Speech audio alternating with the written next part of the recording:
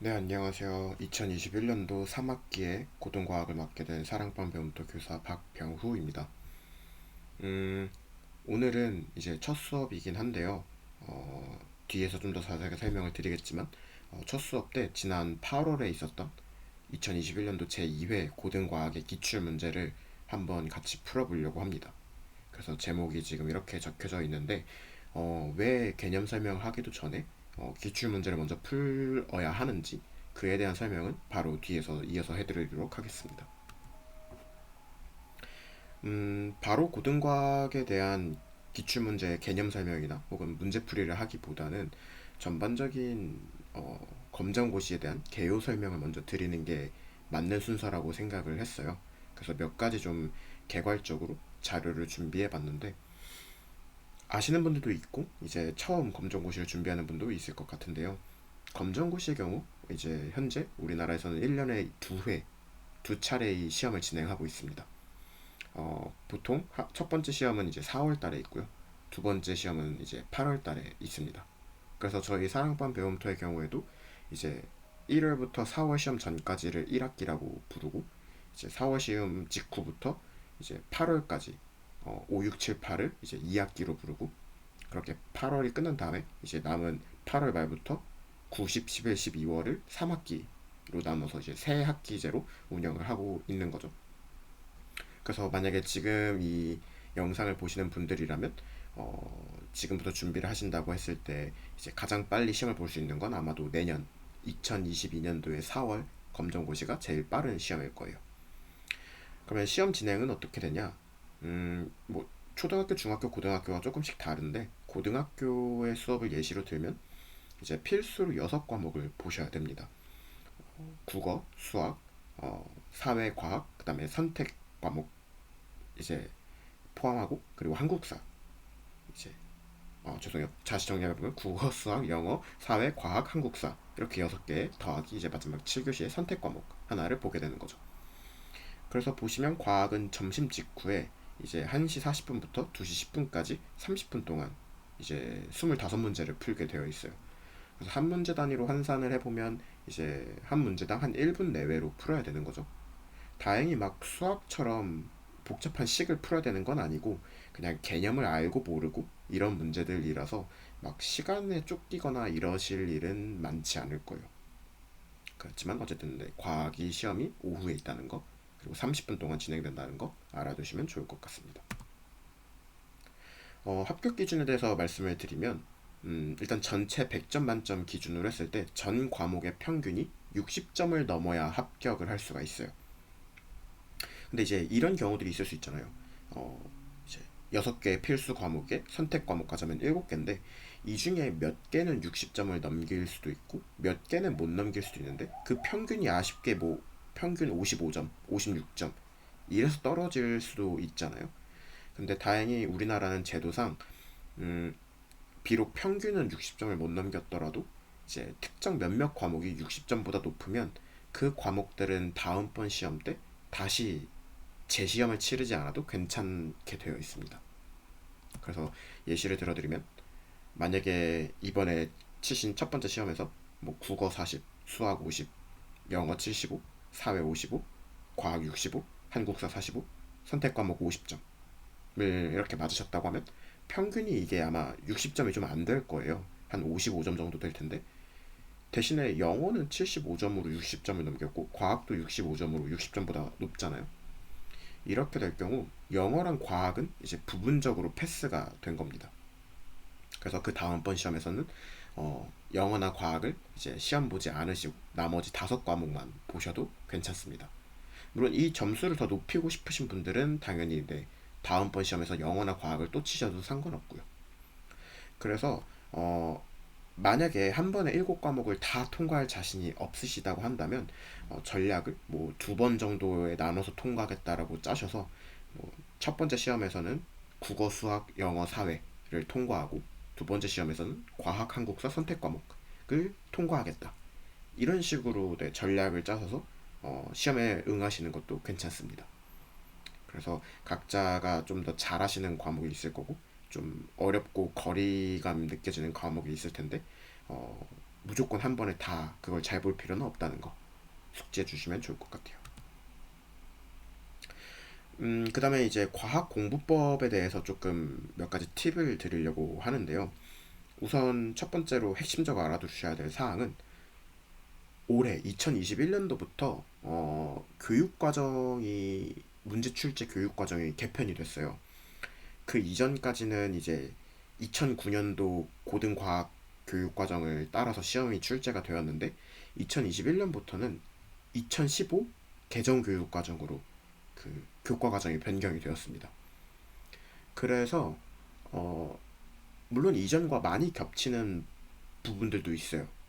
그런 단원도 있는데 이제 좀 이전번의 기출이랑 최근 1년 동안의 기출 문제를 비교해 보시면 약간 달라진 점이 좀 더 실용적인 지식을 묻는 범위가 많아졌고요. 그런 문제가 많아졌고 그리고 동시에 되게 개념 이거 아냐 모르냐 이런 좀 직관적으로 물어보는 문제들도 좀 많아졌습니다. 그러다 보니까 제가 원래는 2020년도 이전에 있는 기출 문제들도 한 번에 다 바로 풀어드릴까 하다가 그때 거를 다 풀 필요가 없겠더라고요. 겹치는 문제들도 있고 범위가 겹치지 않는 문제들도 적지 않아서 이것들 중에 좀 선별해서 골라서 풀어드리는 게 오히려 더 효과적이겠구나 라고 생각이 들었고요. 그래서 일단은 여러분들께서도 과학 시험이 어떤 식으로 출제되는지 맛도 보셔야 되니까 가장 최근에 시행된 이제 8월 달에 시행됐던 2021년도 2회차 기출 문제를 먼저 풀어보시고 대충 내가 이런 쪽에서 좀 부족한 개념이 있고 이런 쪽에서 좀 문제를 좀 더 풀어봐야겠다 라는 감을 잡으신 다음에 이제 그 이후에 개념을 보시거나 이전번에 기출 문제를 풀어보시는 게 도움이 좀 더 될 것 같아요. 그래서 네, 제가 예전 기출 문제보다 바로 지금 당장 최신 기출 문제를 한번 풀어보시는 걸 권장을 드리고 있고요. 앞서 설명드렸던 것처럼 기존 교육과정 대비 새로운 용어, 새로운 개념이 되게 많이 추가가 됐어요. 막 이전번 시험에서는 계산해야 되는 물리 문제나 이러한 게 좀 더 비중이 있었는데 그런 복잡한 계산식들이 많이 빠져나갔고요. 대신에 실용적인 지식 혹은 새로운 신개념들이 많이 추가가 되면서 이 빈칸에 들어갈 개념 단어가 뭐지? 이런 걸 묻는 질문들이 많아졌어요. 그래서 결국 그런 문제들은 아냐 모르냐의 싸움이 되거든요. 그러다 보니까 여러분들께서 공부하실 때 개념이나 용어 같은 거를 착실히 네, 잘 숙지해 주시는 게 굉장히 중요해졌습니다. 그리고 또 하나는 어, 문제에서 힌트를 되게 적극적으로 주기 시작했어요. 이게 무슨 말이냐면 뒤에서 문제를 풀면서 아마 좀 더 확인이 가능하실 텐데 이 문제에서 묻고 있는 그 질문의 의도를 파악 못하더라도 그거와 같이 딸려있는 그래프나 그림 등의 중간중간 굉장히 결정적인 힌트를 많이 숨겨놓더라고요. 그래서 지문만 꼼꼼히 읽으면은 이 문제의 의도를 모르더라도 충분히 정답을 골라낼 수 있는 문제가 많아졌어요. 그래서 제가 생각하기에 과학은 처음 공부하시는 분들께는 굉장히 겁이 나는 과목일 수도 있는데요. 조금만 문제를 파고 들어가 보면은 이거 생각보다 정답 골라내는 건 그렇게 어렵지 않네. 비록 이 개념을 다 이해하는 건 좀 어렵더라도 이 중에 정답만 골라내는 건 어렵지 않네. 라고 느끼실 수 있을 거예요. 그래서 제가 네, 이 문제를 완전히 이해 못하셨더라도 어떻게 정답을 골라낼 수 있는지 그런 몇몇 개의 팁들을 적어 놓았습니다. 그래서 그 부분도 한번 같이 봐주시면 좋을 것 같아요. 그래서 공부법 팁은 일단 기출 문제를 먼저 저랑 같이 보시는 걸 추천을 드려요. 왜냐면 그냥 다짜고짜 처음부터 시험 범위에 알맞는 참고서를 골라서 처음부터 공부하면 좀 버겁고 내가 이런 것까지 다 알아야 되나 하는 생각이 들 수도 있고 금방 지치실 거예요. 굉장히 비효율적이죠. 그러다 보니까 제가 권장드리는 건 가장 최신의 기출 문제를 이번 시간에 저랑 같이 한번 훑어보시고 어떤 개념이 내가 부족하고 어떤 개념이 이런 식으로 출제되는지를 좀 감을 잡으신 다음에 그 다음에 이제 개념 파악으로 넘어가시는 걸 추천드립니다. 그래서 이 1단계가 끝나고 나면 2단계 기본서를 통해서 본인에게 부족한 개념이나 용어나 그림에 대한 해석 능력을 키우시면 좋을 것 같아요. 이게 마무리가 되고 나면 그 다음번에 3단계로 이제 다시 저랑 같이 봤던 기출문제나 혹은 제가 풀어드릴 과거의 이제 기출문제 같은 거를 다시 한번 혼자 풀어보시면서 오답노트 정리하는 걸 추천드려요. 이 오답노트가 저는 굉장히 중요하다고 생각해요.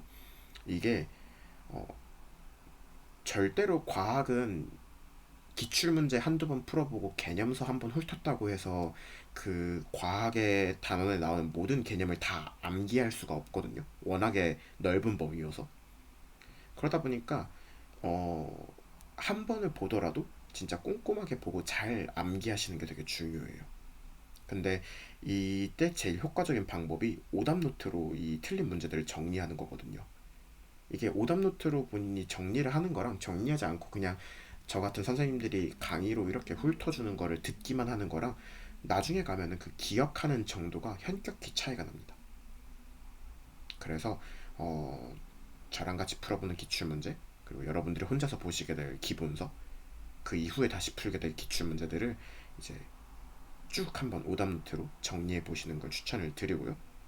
그리고 이제 시험이 일주일 남았을 때는 새로운 문제를 보거나 강의를 듣기보다는 이 오답노트를 중점으로 내용을 복기하면서 음, 아 이런 문제를 내가 틀렸었지, 아 이런 건 이렇게 푸는 거였지, 네 그렇게 마무리하시면 좋은 성적을 거두실 수 있을 거라 생각합니다. 네 그래서 이렇게 세 단계로 나누어서 공부를 해주시면 제일 효과적일 거라고 생각해요. 아 그래서 사랑방 배움터의 역할은 음, 1, 2, 3번 다 조금씩은 다뤄드릴 건데 아무래도 좀 더 중점을 맞추고 있는 건 1번과 3번이에요. 이제 좀 더 기출 문제들을 풀어드리는 것 위주로 저희가 이 컨텐츠를 제공하고 있는데 사실 핵심 개념 숙지도 제가 뒤에서 설명드리겠지만 따로 녹화를 좀 더 해둔 게 있거든요.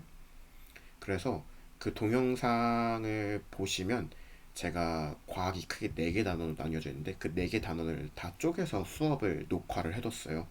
그래서 그거를 보시고서 본인에게 맞는 참고서 같은 걸 한 권 사셔가지고 과학 그 개념 같은 거를 혼자서 조금 더 암기해 주시면 이 2번은 네, 충족이 될 수 있을 거라고 생각합니다.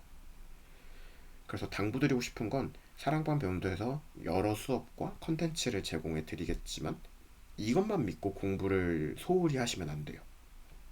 저희는 최소한의 가이던스만 잡아드리는 거지 이것만으로 사실 과학에서 점수가 고득점이 나오기는 쉽지 않거든요. 그러다 보니까 여러분께서 꼭 별도의 책을 좀 더 사셔가지고 이 2번 기초 개념이랑 이런 거를 암기하고 조금 더 추가적으로 공부하는 그런 시간을 갖는 걸 추천드립니다. 네, 그러면 이제 향후 수업 일정을 잠깐 살펴보면요. 오늘 이 수업을 올려드리는 날짜가 9월 16일 목요일 첫 번째 이제 과학 수업 날이고요. 오늘 저랑 어떤 걸 할 거냐면 방금 전까지 했던 이제 고등과학의 과목 소개랑 향후 수업 계획 설명을 지금 드리는 것처럼 드릴 거고요. 그 다음에 이제 2021년 8월 검정고시 기출문제 중에 앞부분 1번부터 11번 문제까지를 오늘 저랑 같이 문제풀이를 하실 겁니다. 아, 네, 그렇고요. 그 다음에 수업 자료는 지금 보고 계신 이 슬라이드 화면과 함께 이제 유튜브 영상 자료, 이 지금 녹화되고 있는 영상 자료를 같이 공유 드릴 예정이고요. 그 다음에 이제 원래 과학이랑 사회가 격주로 진행이 돼요. 그래서 이번 주가 과학이면 다음 주는 사회 과목이 수업인데 그 다음 주가 추석이라서 한 주 쉬게 되어서 그 9월 셋째 주에 추석으로 한 번 쉬고 9월 넷째 주에 사회가 진행이 되고 그 다음에 이제 10월 첫째 주에 다시 과학이 돌아옵니다. 그게 10월 7일이고요.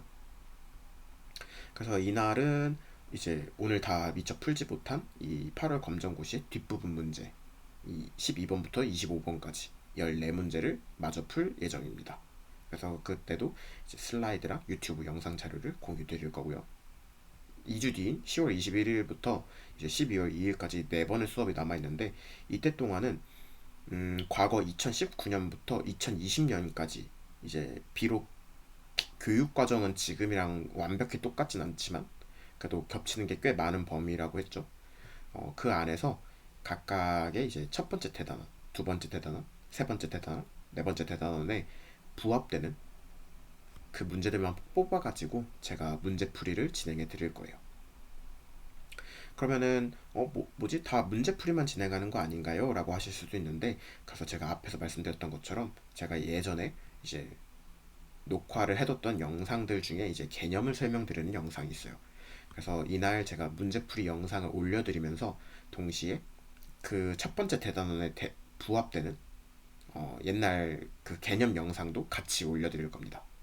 그러면 여러분들은 이 문제풀이를 하기 전에 그 개념 영상을 먼저 한번 보시고 그 다음에 이 문제풀이 영상을 같이 보시면 되는 거죠.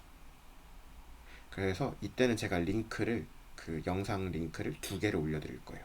그러면 개념 먼저 보고 문제풀이를 보고 그 다음에 혼자 문제를 풀어보고 그런 식으로 수업이 진행될 겁니다. 그렇게 이때는 첫 번째 대단원을 할 거고요. 이때는 두 번째 대단원, 이때는 세 번째, 이때는 네 번째 해서 이렇게 후반부 네 번의 수업 동안에 이 전범위, 과학 전범위에 대한 문제풀이를 쭉 진행할 예정입니다. 이렇게 이제 수업은 이번 학기에 진행이 될 거고요. 네, 그러면 이제 앞서 예정했던 대로 이렇게 2021년도 2회 고등과학 1번부터 11번까지의 문제풀이를 진행하려고 하는데요. 어, 사실 제일 추천드리는 건 바로 이 영상을 보시기보다는 잠깐 이 영상을 멈춰 놓으시고 이 문제를 혼자서 먼저 풀어보시는 걸 추천드려요. 이게 왜 그러냐면 생각 외로 여러분들이 이미 배경 지식으로 알고 있는 문제들이 꽤 많을 수도 있어요. 아직 과학 공부를 본격적으로 안 해보셨더라도 뭐 신문이나 혹은 옛날에 봤던 책이나 이런 데서 이제 아름아름 알고 계시는 문제들이 꽤 있을 수 있거든요. 그래서 본인이 지금 현재 수준에서 과학을 몇 점 맞는지를 한번 체크해 보시고 그 중에 틀린 내용 혹은 잘 모르겠는 문제들 위주로 제 영상을 마저 보시면 조금 더 효율적으로 이 기출문제 풀이 영상을 활용할 수 있지 않을까 생각합니다. 네, 그래서 잠깐 이 유튜브 영상을 잠깐 멈추시고 혼자서 한번 풀어보는 시간을 가지시는 걸 추천드려요. 제가 3초 동안 시간을 드릴게요. 하나, 둘, 셋. 네, 그러면 이제 여러분들이 이미 혼자서 문제를 풀고 오셨다라고 생각하고 문제풀이를 진행하도록 하겠습니다. 1번 문제를 한번 볼게요. 첫 번째 문제죠. 문제를 읽어보면 질량이 있는 물체들 사이에서 항상 당기는 방향으로 작용하는 힘은? 이라고 적혀 있어요. 제가 이제부터 모든 문제를 풀이를 해드릴 때 이렇게 세 가지로 파트를 나눠서 풀어드릴 거예요. 첫 번째는 키워드. 이 지문에서 어떤 키워드를 이제 꼭 기억하고 골라내야 되는가. 이 키워드를 한번 정리해 드릴 거고요. 그 다음에 정답 정리. 이거는 이 문제들에 관련된 배경 지식 설명과 함께 그래서 정답이 몇 번인가, 왜 그게 정답인가를 설명해 드릴 겁니다. 그 다음에 풀이 전략은 이 문제에서 꼭 기억해야 될 개념이나 혹은 이 문제를 맞닥뜨렸을 때 개념을 모르더라도 약간 요령껏 풀 수 있는 그런 좀 노하우 혹은 편법? 안 좋게 말하면 편법이겠지만 네, 그러한 팁들을 적어놓은 게 이 풀이 전략이에요. 그래서 이 세 가지를 다 골고루 보시는 걸 추천드립니다. 네, 그러면 1번 문제로 다시 돌아가면 1번 문제에서 키워드는 질량이고요. 다른 하나는 당기는 방향입니다. 아마 많은 분들이 이 네 가지 단어는 다 들어보셨을 것 같아요. 각각에 대한 개념을 조금 더 상세히 설명을 드려보면 중력은 어떠한 질량을 가진 두 물체 사이에서 상호간에 작용하는 인력이에요. 인력이 끌어당기는 힘이거든요. 인자 자체가 한자로 끌어당길 인자를 써서 그래서 질량을 가진 두 물체들은 항상 서로 끌어당기는 힘을 갖고 있어요. 그거가 이제 바로 중력이라고 부르는 건데 그러면 선생님 두 사람 사이에도 끌어당기는 힘이 있는 건가요? 네, 있어요. 두 사람 다 질량을 갖고 있기 때문에 어떤 두 사람이라 하더라도 다 그 둘 사이에는 서로를 끌어당기는 인력이 존재합니다. 다만 워낙에 이제 사람의 무게는 질량은 그렇게 크지 않다 보니까 그 인력이 느껴질 만큼 그렇게 크지 않을 뿐이에요. 질량이 클수록 인력도 크거든요. 그러면 중력을 우리가 언제 느낄까요? 우리는 항상 중력을 사실 느끼고 있어요. 바로 지구가 우리를 끌어당기고 있잖아요. 사실은 지구가 워낙에 질량이 커서 중력이 충분한 덕분에 우리가 지금 이 지표면에 멀쩡히 걸어 다닐 수 있는 거기도 해요. 만약 지구의 중력이 약했으면 우리는 지구에 붙잡혀 있지 못하고 우주 밖으로 둥둥둥 떠다닐 겁니다. 그래서 중력은 다시 돌아오면 질량을 가진 물체들 사이에 작용하는 힘이에요. 그래서 중력과 질량 항상 같이 페어로 묶여 다닙니다. 그래서 사실은 이 문제 정답이 중력이기도 하고요. 두 번째로 정답은 아니었지만 마찰력이라는 보기에 대해 설명을 드리면, 이제 두 물체가 만날 때, 그러면 그 만나는 접촉면이 있겠죠. 그 접촉면에서 그 물체의 운동을 방해하는 힘입니다. 가령에 우리가 뭐 어떤 공이나 이런 거를 바닥에 굴리면 잘 굴러가다가 속도가 느려지면서 멈추잖아요. 그게 사실 그 공의 움직임을 바닥과 그 접촉하는 면이 방해하기 때문이에요. 마찰력이 작용하는 거죠. 그런 거를 이제 마찰력이라고 하고요. 자기력이랑 전기력은 둘이 이제 보통 세트로 묶여 다니는데, 자기력은 어, 자석, 우리 자석 아시죠? N극, S극이 있는 그 자석의 자극과 자극, 그 S극의 N극을 자극이라고 하거든요.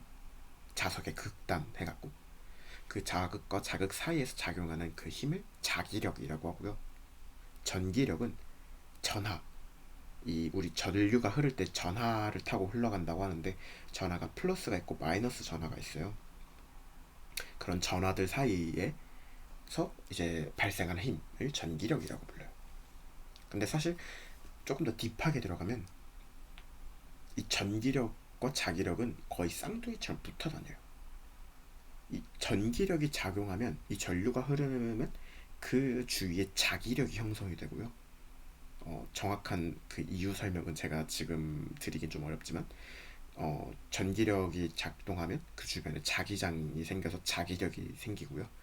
자기장이 생기면 그 주변에 또 전기장이 생기면서 전기력이 동작을 합니다. 그래서 이 둘은 굉장히 이제 쌍둥이처럼 붙어 다니는 애들이에요. 그래서 이 네 가지는 굉장히 자주 출제되는 힘의 종류들이라서 각각의 개념을 잘 기억해 두시는 게 좋습니다. 그럼 이런 문제를 맞닥뜨렸을 때 어떻게 풀어야 되냐 하면, 일단은 힘을 묻고 있네 라는 걸 파악을 하셔야 되고, 키워드로 질량이 있네, 그러면 질량과 연관된 힘은 중력이었지 해서 이제 중력을 골라내시면 되는 거죠. 그래서 각 힘들의 개념과 관련 키워드를 기억하시는 게 중요합니다. 그 다음에 이제 2번 문제로 넘어가 볼게요. 2번은 사실 상당히 이제 쉬운 문제인데요. 키워드는 바람의 운동 에너지고요. 사실 많은 분들이 이미 알고 계실 것 같아요. 수력 발전은 물 숫자를 써서 물의 힘을 통해서 발전기를 돌리는 거고, 풍력 발전은 이제 풍이 바람풍 해서 바람의 힘을 쓰는 거고, 화력은 불화자 해서 불을 태워가지고 이제 쓰는 거고, 태양광 발전은 말 그대로 태양광, 그 태양빛을 갖고서 이제 발전 에너지를 만들어내는 거죠. 그래서 바람의 운동 에너지를 전기 에너지로 전환하는 발전 방식은 이제 자연스럽게 바람 풍자를 써서 풍력 발전이라고 할 수 있습니다. 그 참고로 제가 이렇게 번호에다가 노란색을 색칠해 놓은 문제들이 몇 개 있을 거예요. 이런 거는 비록 이 문제에 연관된 개념을 전혀 몰라도 적당히 눈치껏 약간 이런 식으로 바람 풍자? 풍력 해서 쉽게 풀 수 있는, 약간 짜맞춰서 때려 맞춰서 맞출 수 있는 그런 문제들의 경우에는 이렇게 색칠을 해둔 겁니다. 근데 뒤에 가서 보시면 알겠지만 거의 색칠된 문제가 전체 문제의 절반 정도를 차지해요. 그 말인즉 여러분이 과학에 대한 개념이 전혀 없더라도 문제 지문만 꼼꼼히 읽어보시면 100점 중에 50점은 먹고 들어갈 수 있다는 거죠. 그래서 저는 굉장히 과학이 점수 따기에 좋은 과목이라고 생각을 하거든요. 그래서 여러분도 그냥 막연히 과학은 너무 어렵고 나랑 안 맞는 과목이야 라고 생각하시기보다는 한번 문제를 일단 끝까지만 읽어보자. 그러고 풀 수 있는 문제는 풀고 모르겠는 문제는 뭐 다음에 공부하거나 찍지 뭐. 이렇게 일단 문제를 끝까지 집중해 보시는 거를 추천드려요. 네, 그래서 2번은 풍력 발전이고, 풀이 전략은 어, 어떤 발전이라 함은 어떤 에너지원, 이런 자연 상태의 에너지원으로부터 받은, 얘네들이 이제 어떤 운동 에너지를 만들어 주거든요. 뭐 바람의 경우에는 터빈 혹은 그 날개 같은 걸 돌려줘요. 그러면 그게 어떤 운동하는 그 운동 에너지를 만들어내잖아요. 그럼 그거를 발전기가 돌려서 전기 에너지로 전환해주는 역할을 합니다. 그래서 수력 발전은 물의 운동 에너지 혹은 물의 위치 에너지를 전기 에너지로 바꿔주는 거죠. 화력도 화력을 통한 그 걔네가 만들어준 운동 에너지나 이런 거를 전기 에너지로 바꿔주는 거고. 그래서 대부분 그 특정 에너지원의 한자 명칭을 타서 땡땡 발전이라고 부른다. 알아두시면 될 것 같고요. 3번 문제로 넘어가면 이거는 이제 좀 하나 개념을 아셔야 되는데, 운동량이 어떻게 구해지는가, 이걸 아셔야 돼요.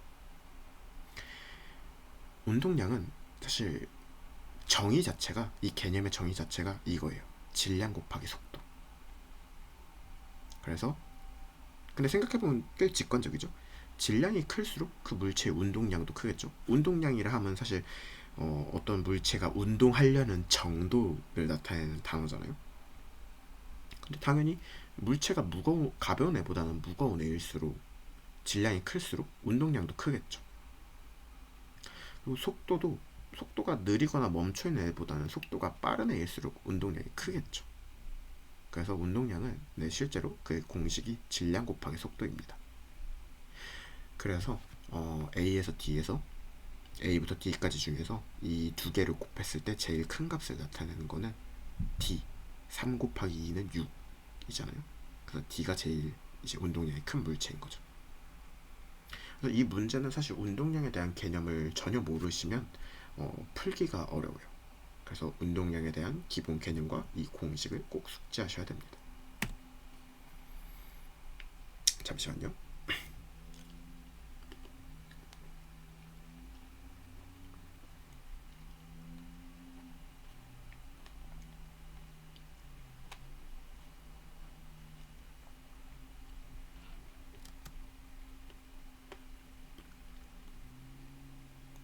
네, 죄송합니다. 이제 4번 문제를 볼게요. 뭔가 좀 복잡한 것 같은 그림이 등장했죠. 근데 전혀 아니고요. 겁먹으실 필요 없습니다. 이 4번 문제에서 기억해둬야 될 키워드는 크게 두 개인데요. 하나는 유도전류, 여기 있죠. 그리고 다른 하나는 세기, 정확히 유도전류의 세기죠. 우선 정답은 되게 쉽게 설명을 드릴 수가 있어요.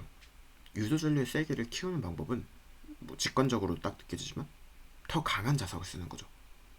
이 유도전류라는 것 자체가, 아까 제가 자기력이랑 전기력은 굉장히 상호간에 연관성이 깊다고 했죠.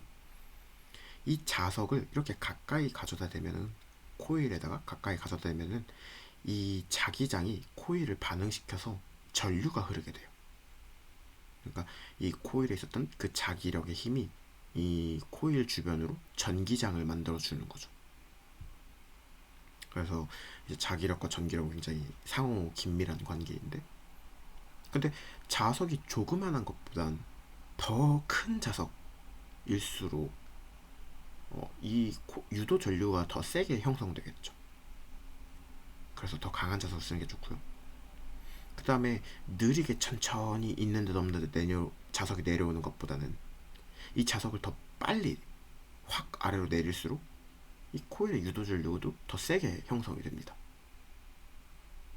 그리고 코일을 한 번만 감은 것보다는 이걸 칭칭칭 100번 감은 게 훨씬 더 강한 유도 전류를 만들어 주겠죠.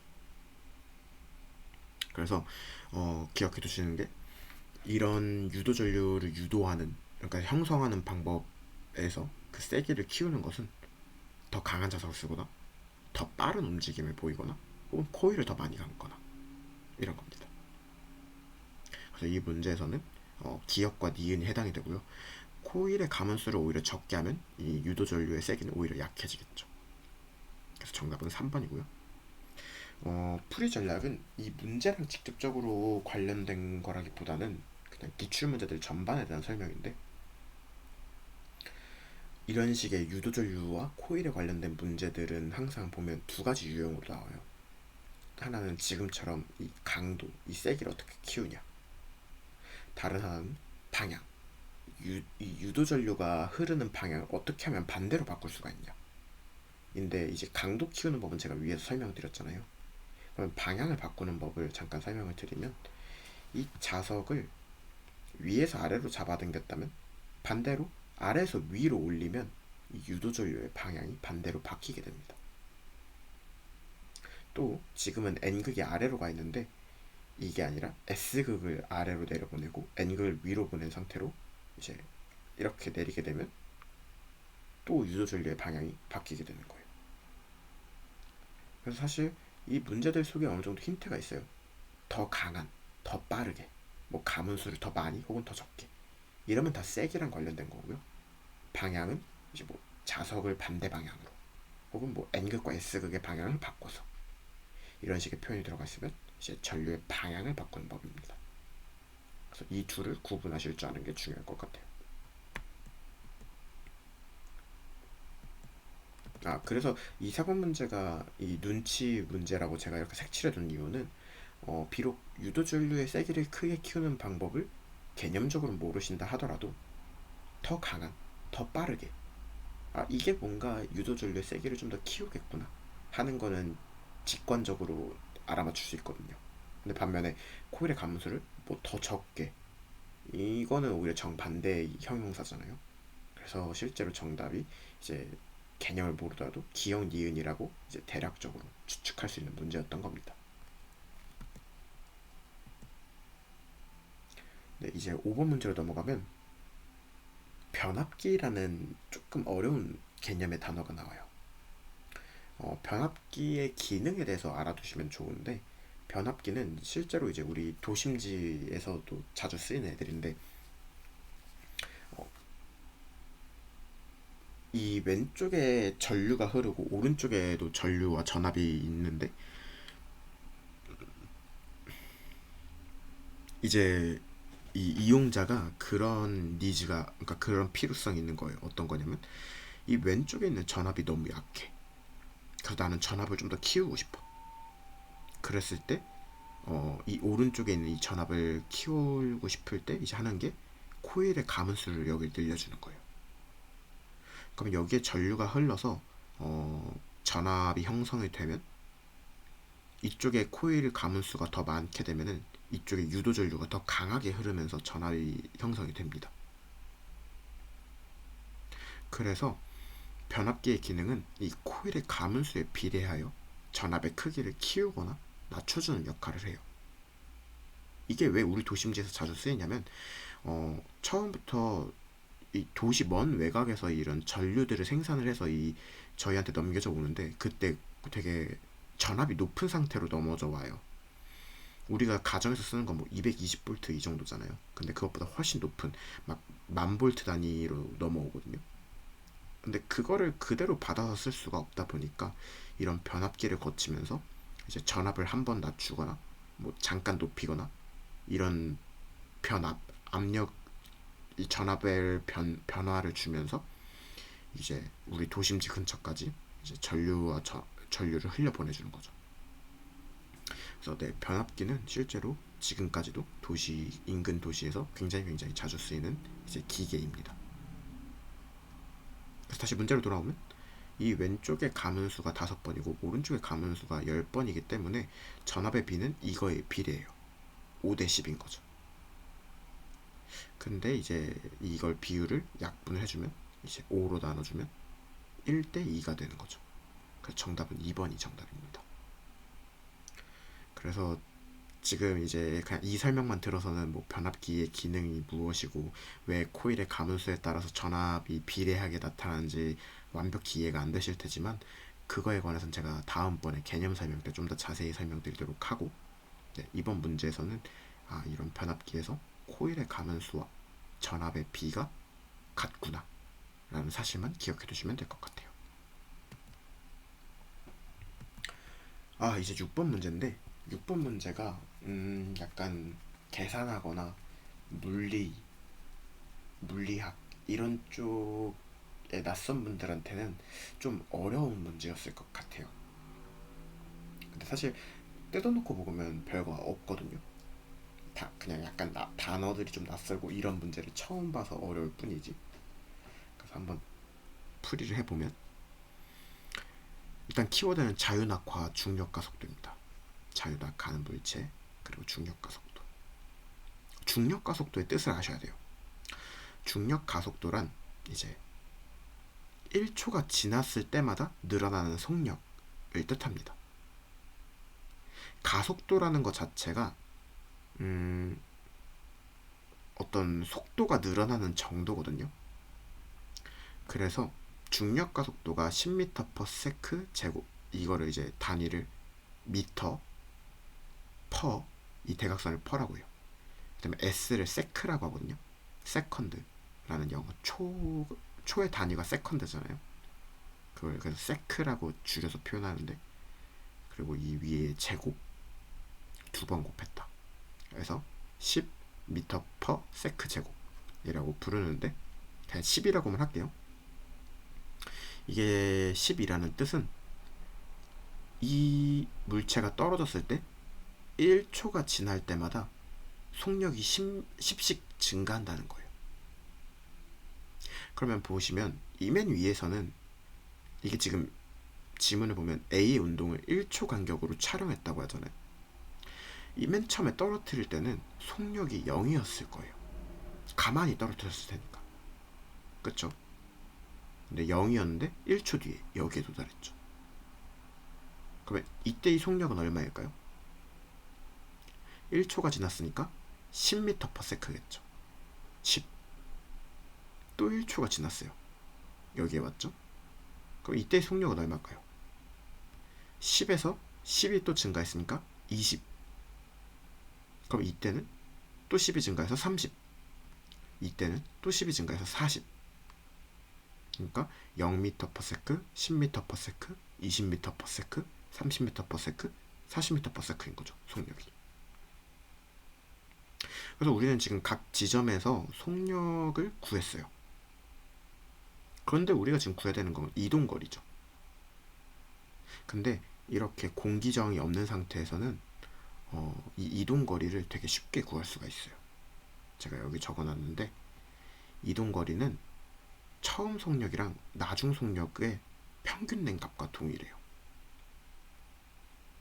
무슨 뜻이냐면 여기 첫 번째 구간을 보면 멈춰 있다가 0이었다가 조금씩 빨라져서 10에 도달했다고 했죠. 그러면 사실 처음 시작할 때 속력은 0이었고 그 다음에 속력은 10이었는데 그 중간 평균이 그러면 대충 0과 10의 평균은 5잖아요. 그러면 사실 이 구간은 5m/s의 속력으로 달린 거랑 동일하겠구나 라고 생각할 수 있는 거예요.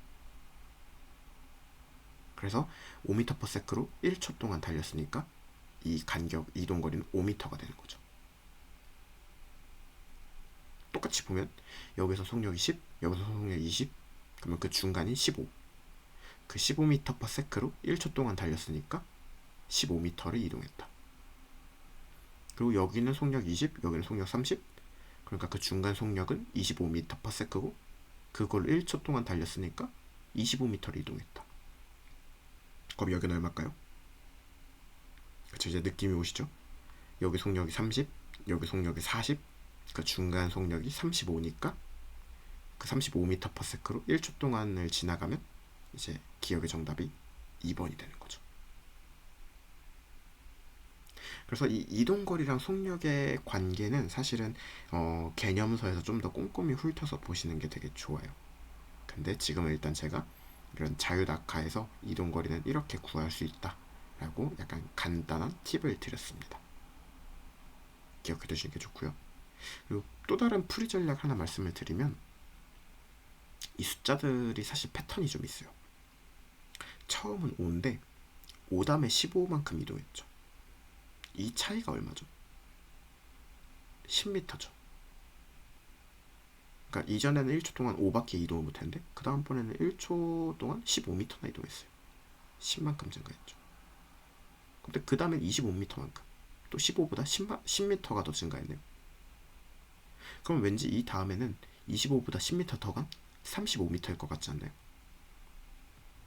사실 이렇게 해서 정답이 35m라는 걸 유추할 수도 있습니다. 이게 공기 저항이 없으면 속력이 일정하게 늘어나게 되면서 이런 식으로 그 단위 시간, 1초라는 단위 시간 동안 이동한 거리가 일정하게 증가하게 돼요. 그래서 5였다가 10이 증가해서 15가 되고, 또 10이 증가해서 25가 되고, 또 10이 증가해서 35가 되고, 이렇게 해서도 문제를 유추해서 푸실 수가 있긴 합니다. 그래도 이 개념이랑 공식을 기억해 두시는 게 좋겠죠. 네, 그 다음은 7번 문제인데요. 잠시만요.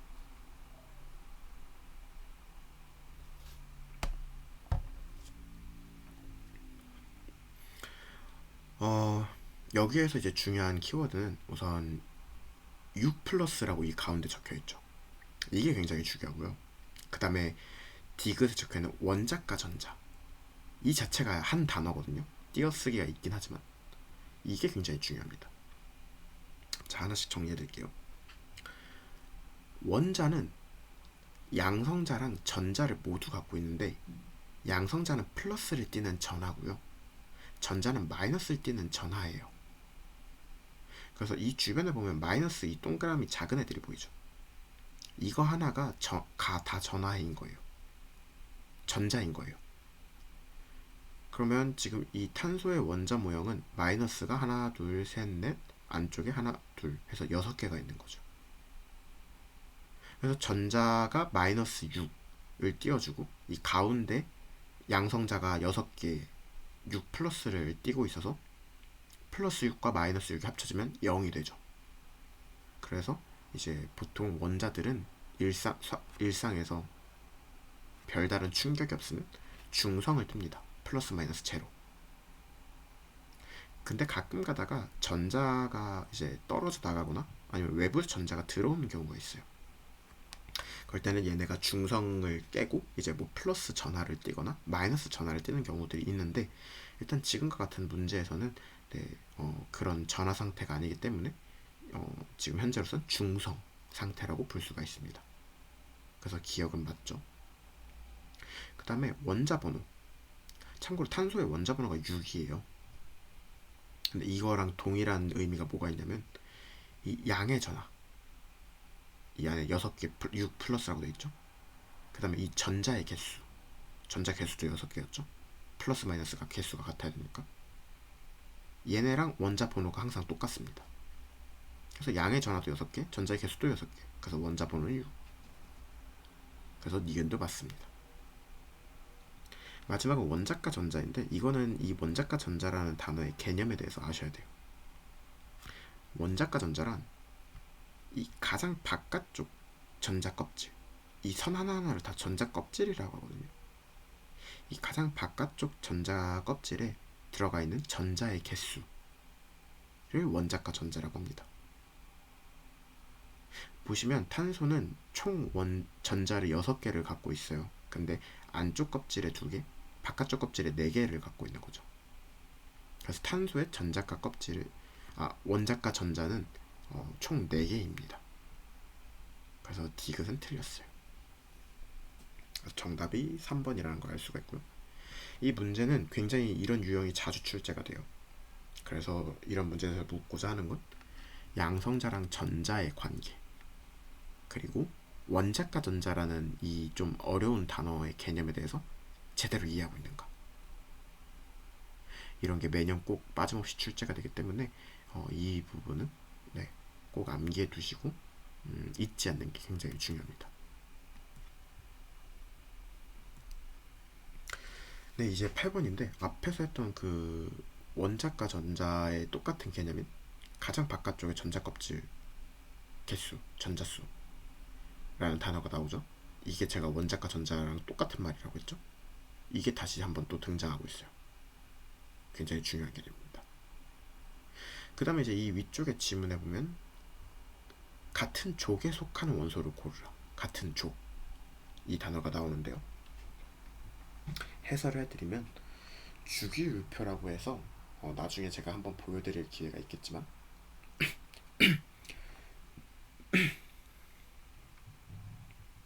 주기율표는 이제 이런 식으로 차트처럼 생긴 원소들을 분류해 놓은 표인데 그 주기율표는 두 개의 축이 있어요. 가로에 있는 축이 족, 뭐 1족 원소, 2족 원소, 3족 원소 이런 족이 있고요. 세로가 주기, 1주기, 2주기, 3주기 이런 주기가 있습니다. 그래서 이 두 가지를 축을 해서 원소의 번호를 부여하게 되는데 이 중에 이제 같은 족에 속하는 원소들은 특징이 있어요. 바로 원자과 전자의 수가 동일하다는 특징을 지니고 있습니다.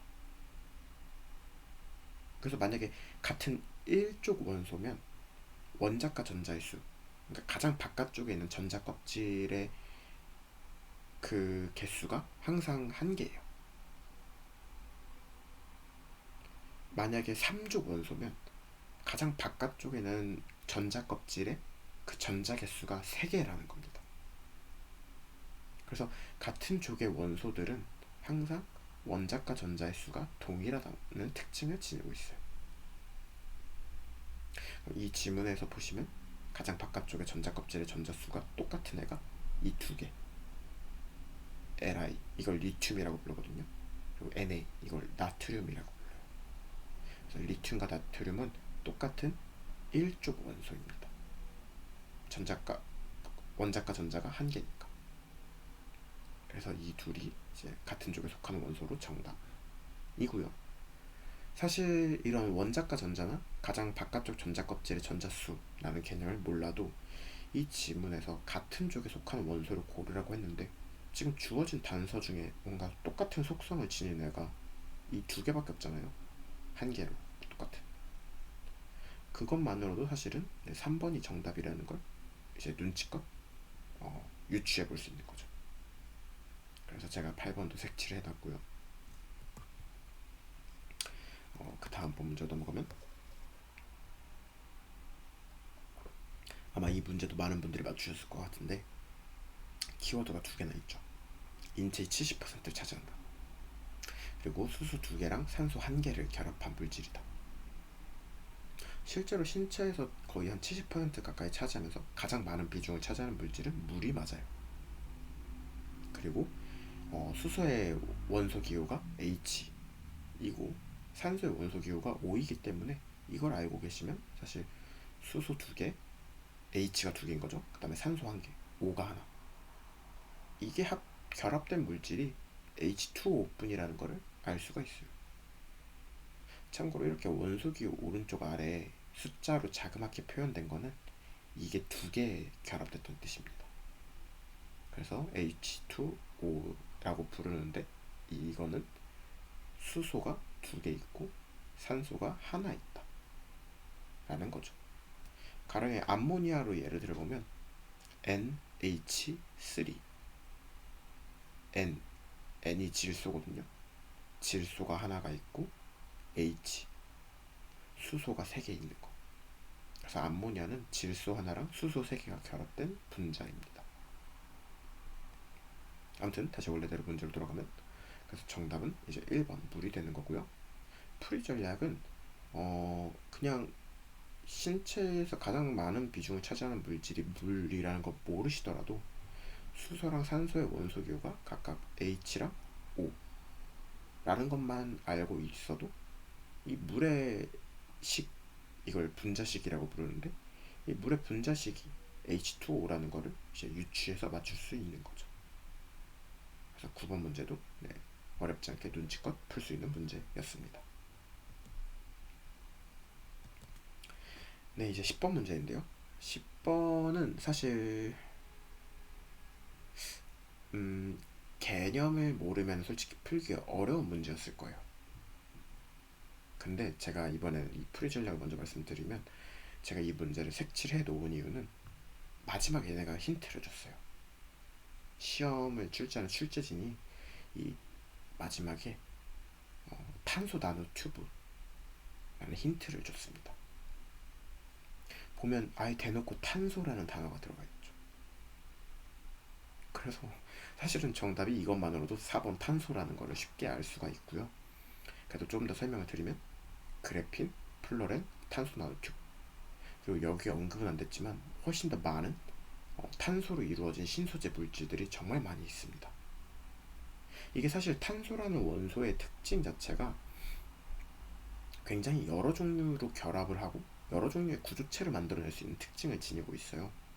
그래서 현대 과학자들이 어떤 신소재를 개발할 때 그 출발점으로 삼는 게 항상 탄소를 이용해서 그 신소재 물질을 개발하곤 합니다. 그래서 사실 신소재 관련된 문제가 나오는데 어떤 원소를 묻고 있다 하면은 뭐 이런 예시들 볼 것도 없이 거의 항상 답이 탄소인 경우가 많아요. 그래서 그럴 정도로 탄소는 굉장히 활용도가 높은 물질이다, 원소다, 알아두시면 되겠고요.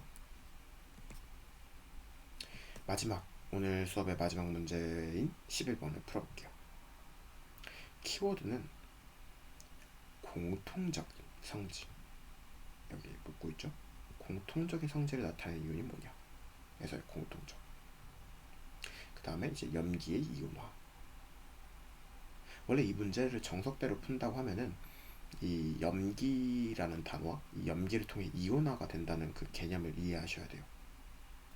염기 이온이 여러 종류가 있어요. 일단 염기 이온이란 게 뭐냐 하면은 물에 녹았을 때 염기성을 띠는 물질을 뜻해요. 그 보통 물질은 세 개로 나눌 수가 있거든요. 어떤 액체를 산성, 염기성, 중성.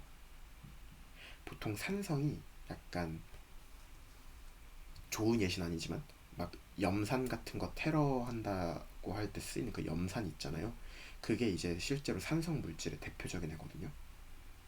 그리고 또 다른 예시는 뭐 귤도 살짝 산성이 있고요. 그럼 비타민 C가 들어간 물질들도 산성 물질이긴 합니다. 반대로 염기성은 되게 미끌미끌한 어떤 또 다른 물질인데 산성의 반대편에 있다라고 생각하시면 돼요. 그리고 이 산성과 염기성을 적절한 비율, 1대1의 비율로 잘 섞으면 이게 플러스 마이너스가 합쳐지면서 이제 중성 물질이 되는 겁니다. 그래서 보통 액체는 산성, 염기성, 중성 이렇게 셋 중 하나를 띠는데 염기 이온은 이 염기 이온을 가진 애들이 물에 녹았을 때 얘네가 이제 염기성으로 그 물질을 바꿔주는 거죠. 그런 애들이 염기 이온이라고 부르는데 그 염기 이온의 대표적인 물질이 바로 수산화 이온입니다. 그래서 수산화 이온은 물에 녹으면 염기성을 띠게 돼요. 그래서 보시면 실제로 보기 중에서도